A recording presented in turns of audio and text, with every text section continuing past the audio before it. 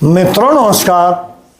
पावन ज्योतिष प्रभात YouTube channel पर आप सबका स्वागत है। आज के वीडियो का टाइटल है केपी ज्योतिष में घटनाओं की सटीक टाइमिंग कैसे करें। KP astrology event timing technique. जी हाँ मित्रों, मतलब कि मैंने कई वीडियो घटनाओं के समय निर्धारण पर दिया है, लेकिन आज की वीडियो अपने आप में अभूतपूर्व है। आप सभी लोग जानना चाहते होंगे कि घटना जो भी जीवन की होती है, ज्योतिष की भाषा में उसे घटना कहते हैं, इवेंट कहते हैं, और अपनी भाषा में आप कार्य, विवाह, शादी, नौकरी, संतान, धन आदि कहते हैं। तो उन्हीं घटनाओं की बात मैं कर रहा हूँ कि घटनाओं का समय निर्धारण या टाइमिंग का टेक्निक क्या है। अगर इसको आप जान गए तो आप निश्चित रूप से एक सफल ज्योतिषी हो जाएंगे, और उसको बहुत ही अनुभव सिद्ध तरीके से सैकड़ों कुंडलियों पर अभ्यास करने के बाद मैं बता रहा हूँ। इसलिए आपसे अनुरोध है, आग्रह है कि वीडियो को पूरा देखिए, स्किप करके मत भगाइए। और अगर आप नए हैं मेरे चैनल तो सब्सक्राइब जरूर करिए, हाइप का बटन होगा, हाइप करिए, वीडियो को लाइक करिए अगर पसंद आवे तो, और अधिकतम मित्रों तक शेयर करिए, और एक प्यारा सा कमेंट जरूर दीजिए, मैं उसका जवाब जरूर देता हूँ। कमेंट में आप जरूर ये बताइए कि आप मेरी वीडियो को कहाँ से देख रहे हैं। आइए आगे बढ़ते हैं। आज मैंने एक बर्थ चार्ट दिया है, और बर्थ चार्ट में कुछ जीवन की घटनाओं को बता रहा हूं कि कब कब हुई, इनकी टाइमिंग कैसे है। आप बीती हुई घटनाओं की टाइमिंग देख करके आने वाली घटनाओं की टाइमिंग फिक्स कर सकते हैं। तो चूंकि आने वाली घटनाएं तो आपको संदेह हो सकता है, लेकिन जो घटनाएं हुई हैं उसके आधार पर नियम क्या है घटना का टाइम निकालने का, ये आपको हम बताने जा रहे हैं। ये बर्थ चार्ट है, नाम मैंने नहीं दिया है, यहाँ लिख दिया है example chart. Date of birth है 5/10/1993 ईस्वी। टाइम ऑफ बर्थ है 13:20 PM, मतलब दोपहर के बाद 1:20 पर। प्लेस ऑफ बर्थ है गोरखपुर, यूपी, इंडिया। जातक का इस बर्थ डिटेल पर धनु लग्न की कुंडली बनी है, एक कस्प लग्न कुंडली है, एक कस्प कुंडली है, दोनों चार्ट हमने दिया है। जातक पर राहु की महादशा चल रही है 24/8/2011 से 24 अगस्त 2011 से 24/8/2029 तक, मतलब अभी 3 साल है, 3 साल से ऊपर है। तो अभी राहु की ही दशा चल रही है, और राहु की दशा में ही इसको कई घटनाएं हुई हैं। यद्यपि जीवन की अनेकानेक घटनाएं हैं, लेकिन जिन घटनाओं से आप परिचित हो, ऐसी 2-3 घटनाएं हम बता रहे हैं कि जातक को कब कब घटी और किन नियमों के आधार पर घटी, और उन नियमों के आधार पर अगर आप किसी की भी कुंडली देख करके सटीक टाइमिंग घटनाओं की करना चाहे तो कर सकते हैं। राहु की महादशा 2011 से अगस्त 2029 तक है, और जो घटनाएं हुई हैं वो बुध की अंतर्दशा में हुई हैं। बुध की अंतर्दशा 6/8/2019 से और 23/2/2022 तक थी। और इसमें इस जातक का बुध के प्रत्यंतर में जो 8/8/19 से 16/12/19 तक था, नवंबर 19 में इसका विवाह हुआ। और मंगल प्रत्यंतर 14/11/20 से 7/1/21 तक, जो 17 दिसंबर में साल भर बाद ही इसको 2020 में संतान की प्राप्ति हो गई। और गुरु का प्रत्यंतर जो 27 मई 21 से 28 सितंबर 21 तक था, इसमें सितंबर 21 में ही इसको नौकरी मिल गई। तो मतलब बुध, राहु में बुध, बुध में स्वयं बुध, और हाँ बुध के प्रत्यंतर में विवाह हुआ। बुध का प्रत्यंतर, मंगल का प्रत्यंतर और गुरु का प्रत्यंतर, ये तीनों प्रत्यंतर में, एक में शादी हुआ, एक में विवाह हुआ, एक में नौकरी लगी। ये तीनों घटनाएं घटित हुई। इनकी टाइमिंग फिक्स करने के लिए मैंने बहुत से नियम बताए हैं, आज पुनः बता रहा हूँ। पहली चीज तो जो दशा स्वामी है उसमें घटनाओं से संबंधित संकेत होना चाहिए, और अंतर्दशा स्वामी में भी पर्याप्त आधार होना चाहिए। और प्रत्यंतर समय थोड़ा कम समय का होता है, उस अवधि को निकालने के लिए घटना के प्रमुख भाव होने जरूरी है। बार बार हमने आग्रह किया है कि केपी ही एक ऐसा सिस्टम है ज्योतिष का जो भाग्य पक्ष को तो बताता ही है, आपके घटना निर्धारण का भी कालखंड एकदम सटीक टाइमिंग देता है। अब महादशा, अंतर्दशा और प्रत्यंतर दशा द्वारा ही समय निकाला जाता है ग्रहों के महादशा, अंतर और प्रत्यंतर में। महादशा लंबी होती है, अंतर थोड़ा छोटा होता है, प्रत्यंतर बहुत ही छोटा होता है। तो मित्रों, इसमें हमने बताया है कि केपी के सिस्टम के आधार पर ही नहीं, ये सटीक है कि नक्षत्र का बल प्रमुख होता है। ग्रह स्वयं के द्वारा तो सोर्स ऑफ इवेंट बताता है, लेकिन अपने नक्षत्र के द्वारा इवेंट का रिजल्ट बताता है। यह नक्षत्र बल प्रमुख होता है, लेकिन एक चीज मेन यह है कि उपनक्षत्र उस ग्रह का वो सपोर्टिंग पावर होता है, वो प्रॉमिस करता है। अगर वो प्रॉमिस न करे तो नक्षत्र में भले बता रहा है सबल रूप से, तो उस कालखंड में नहीं, अगले कालखंड में कार्य होता है, लेकिन उसी महादशा में होता है। अब नक्षत्र में उपनक्षत्र जो है ग्रह का, उसका भी नक्षत्र देख लीजिए। एक तो ग्रह का नक्षत्र, दूसरे उपनक्षत्र का नक्षत्र। इसी को हम 4 स्टेप के नाम से जानते हैं, बहुत सटीक बैठता है। और दूसरा विषय, ग्रहों का केपी सिग्निफिकेटर्स हमने दिया है 9 ग्रहों का। ये तो किन किन भावों के सिग्निफिकेटर हैं, कार्जेस हैं। इसके साथ साथ ग्रहों की दृष्टि जहाँ होती है उसको भी सिग्निफिकेटर केपी में माना जाता है, और दृष्टि भी पूरा फल देती है। दृष्टि हमेशा लग्न कुंडली से देखा जाता है, इसलिए लग्न कुंडली हमने यहाँ बना दिया है, और कस्प कुंडली से ये सिग्निफिकेटर निकाले हैं जो किन भावों के सिग्निफिकेटर हैं। और दृष्टि देखना तो यहाँ से देख लीजिए। तो इस तरह से अब हम देखेंगे कि इस जातक का विवाह कब हुआ। हमने बताया कि राहु की महादशा है, राहु में भी पर्याप्त आधार होना चाहिए विवाह, संतान और नौकरी का, जो घटनाएं हम बता रहे हैं। मित्रों, राहु पर अध्ययन के हमने फलादेश में कई वीडियो में हमने बताया है कि Rahu nodes are stronger than other planets, ये सबसे ज़्यादा स्ट्रांग होते हैं। राहु पर जिस ग्रह का प्रभाव होता है नक्षत्र के द्वारा, दृष्टि द्वारा, ज्योति द्वारा, राशि द्वारा, उसका पूरा प्रभाव होता है, उसके पूरे फलों को देखा जाता है। अन्य ग्रहों में जो नक्षत्र में भाव आए हैं उन्हीं को देखा जाता है, लेकिन इसमें अगर नक्षत्र प्रभावी है तो उस ग्रह, उस नक्षत्रेश के पूरे फलों को देखा जाता है। अब यहाँ राहु को हम देखिए, पहले राहु जिसकी महादशा है, राहु में देखिए क्या कुछ संकेत मिल रहा है कि इसका विवाह, संतान और नौकरी का कोई योग है। राहु में महादशा जब तक सपोर्ट नहीं करेगा कुछ नहीं होगा।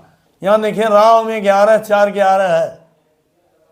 11 आप जानते हो लाभकारी स्थिति है, इच्छा पूरक भाव है। और राहु है शनि के नक्षत्र में।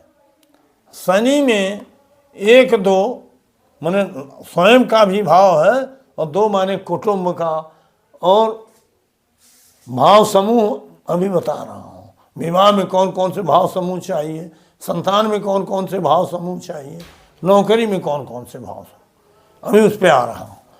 तो शनि में भी देखिए द्वितीय भाव है, इसका सब लॉर्ड चंद्रमा है जिसमें 4 भाव है, और इस चंद्रमा का स्टार लॉर्ड सूर्य है जिसमें 9-8 है।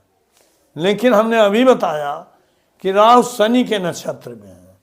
राहु पर यहाँ आप देखिए किसी ग्रह की दृष्टि नहीं है, समझ रहे हैं, 7, 8, 9, 10। यद्यपि शनि की दृष्टि राहु पर दिखाई दे रही है तो है भी, लेकिन शनि के नक्षत्र में भी राहु है। ये नाते दृष्टि और नक्षत्र दोनों के माध्यम से विशेष फल मिलेगा। राहु पर ज्योति किसी की नहीं है, और राहु बैठा हुआ है मंगल के घर में। मंगल भी यहाँ देखो बहुत ही अच्छा ग्रह है, शुभ ग्रह है। तो शनि का पूरा प्रभाव राहु पर है, और शनि को आप देख लीजिए नक्षत्र के माध्यम से 9, 4, 11 दे रहा है। शनि का नक्षत्र मंगल है, और शनि जो है का उप नक्षत्र स्वामी बुध है जो 9, 6, 7, 9 दे रहा है, और बुध जो है बैठा है राहु के नक्षत्र में जो 11, 4, 11 दे रहा है। यहाँ राहु को थोड़ा हम लिखना भूल गए, राहु 11, 4, 11 दे रहा है, अर्थात शनि में अच्छे भाव हैं। संतान कहिए या धन कहिए, 2, 11, 2, 5, 11, उसमें 6वां भाव भी है, नौकरी है, 7वां भाव भी है, सारे भाव है, नौकरी विवाह का भाव है। इस तरह से शनि की दृष्टि भी देखिए 5म भाव पर है, संतान पक्ष पर, संतान का भी कारक बन रहा है। अर्थात राहु में ये सारी स्थितियां हैं शनि के माध्यम से, जो विवाह भी करा सकती है, संतान भी दे सकती है, नौकरी भी दे सकती है। अब राहु है तो बुध की अंतर्दशा में इसको कामयाबी मिली है। बुध की अंतर्दशा थी 8/8/2019 से 6/8/2019 से 23 फरवरी 22 तक, इसी 19 से 22 के बीच में, 6 अगस्त 19 से 23 फरवरी 22 के बीच में इसको बड़ी कामयाबी इस जातक को मिली है। बुध की स्थिति आप देखिए, यहाँ बुध को हम देखेंगे, यहाँ है 9, 7, 6 दिखा रहा है। बुध राहु के नक्षत्र में है, राहु पर शनि का प्रभाव है, शनि सारे गुण दे करके राहु में स्वयं 11, 4, 11 है। मंगल बुध का सब लॉर्ड शनि है, जिसका स्टार लॉर्ड मंगल है, जिसमें 9, 4, 11 है। मंगल की विशेषताएं आप देख लीजिए, यहाँ हम सारे 11 भाव हैं। मंगल, अब विवाह के लिए हम आते हैं। बुध में विवाह की क्या योग्यता है? विवाह के लिए 7, 2, 11 भाव होना जरूरी है। 7, 2, 11 महादशा में तो हमने देखा है कि सारे भाव हैं शनि के माध्यम से, लेकिन अंतर्दशा में 7, 2, 11 हो या 2, 11 हो या 7, 11 हो, ये चल जाएगा। लेकिन प्रत्यंतर में आपको वो भाव चाहिए जो मूल भाव है। अब विवाह के लिए प्रमुख भाव है 7वां, सहायक भाव है 2, 11, संतान के लिए प्रमुख भाव है 5वां, विवाह के लिए 7वां, संतान के लिए 5वां, और नौकरी के लिए 6वां। ये प्रमुख भाव प्रत्यंतर दशा में आने चाहिए। दशा और अंतर दशा में भले 2-1 भाव आए हों, लेकिन प्रत्यंतर दशा में मूल भाव आना चाहिए, तभी घटना घटित होती है। तो अब विवाह जो हुआ इसका, इस जातक का 7, 2, 11, बुध देखिए, बुध में स्वयं में 7 है। बुध यहाँ देखो सप्तम का मालिक ही है। यहाँ भी सातवां भाव कस्प कुंडली में भी बुध में है, तो बुध में आ गया 9, 6, 7, और बुध राहु के नक्षत्र में है, 11, 4, 11 है, अर्थात 2, 7, 11 में से 11 है। और इसका उप नक्षत्र स्वामी शनि है, जो मंगल के नक्षत्र में है। मंगल में 9, 4, 11 है। अब चूंकि बुध के प्रत्यंतर में ही संतान हुआ, ये नाते 11 भी है, और 11वां भाव होते हुए भी 11, 11 आया है। शनि में द्वितीय है, फिर उसके स्टार लॉर्ड मंगल में 11 है। तो हमने बताया 7, 2, 11 में से 7, 11, 2, 11 आया, लेकिन संतान होने के लिए 5वां भाव जरूरी है, और विवाह के लिए 7वां। तो बुध में चूंकि 7वां है, इस नाते उसने विवाह करा दिया अपने ही प्रत्यंतर में। और उसके बाद बुध के बाद जब मंगल का प्रत्यंतर आया, तो मंगल में आप देखो 11, 4, 11 है, 9, 11 है, 11 है, लेकिन मंगल में 5वां भाव प्रत्यंतर में आना चाहिए, मंगल के प्रत्यंतर में। तो मंगल के बुध में मंगल का प्रत्यंतर आया, तो मंगल में प्रत्यंतर में 5वां कहाँ देख रहे हो?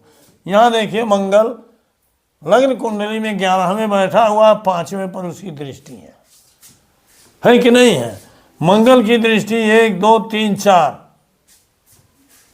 चौथे भाव पर भी है। इस तरह से मंगल ने जो है संतान दिया। मंगल में देख लीजिए 17 दिसंबर 2020 को संतान प्राप्ति मंगल के प्रत्यंतर में हुई, क्योंकि मंगल जो है